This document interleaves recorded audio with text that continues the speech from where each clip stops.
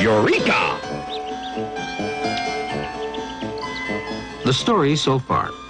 Inertia means laziness, the tendency things have to keep on doing what they're already doing. Big things aren't always lazier than small things. It all depends on how much mass they have. The more the mass, the more the inertia. And now, speed. Here is a red ball, and here is a blue ball. Although they're both the same size, the red ball has exactly twice the mass of the blue ball, which will take more effort or force to throw. The red ball or the blue ball?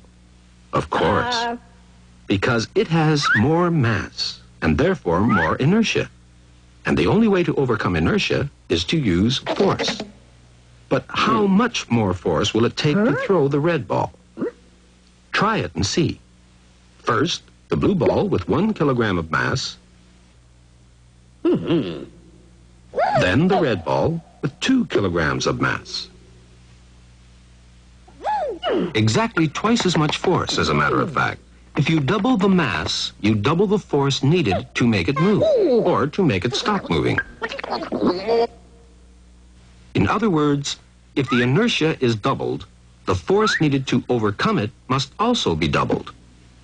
But what if you pitch the red ball, say at a speed of 20 kilometers an hour, and then pitch the blue ball at twice that speed, at 40 kilometers an hour? Are you still putting twice as much force into pitching the red ball as into pitching the blue ball? Of course not. You'll be putting exactly the same amount of force into pitching both. Why?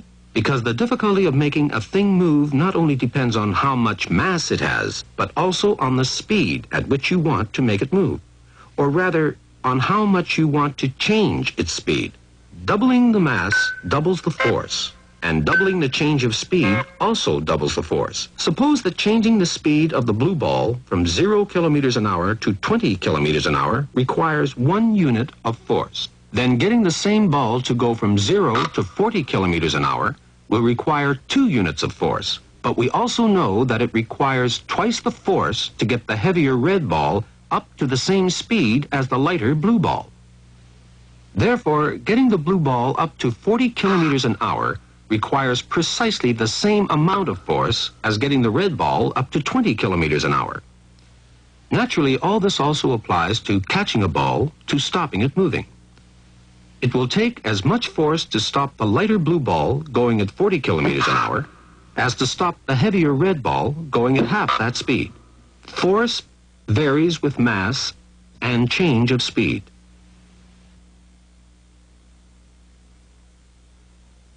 This tennis ball has a mass of about 50 grams. This cannonball has a mass of about 20 kilograms, or 20,000 grams. Obviously, the cannonball has more inertia than the tennis ball. It will take much more force to make it move or to make it stop moving because of its enormous mass. But now look at what effect speed can have.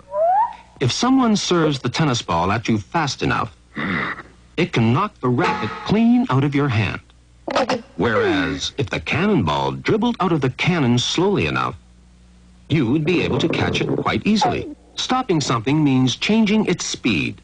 It can take more force to change the speed of a fast tennis ball than to change the speed of a slow cannonball. Change of speed makes a big difference.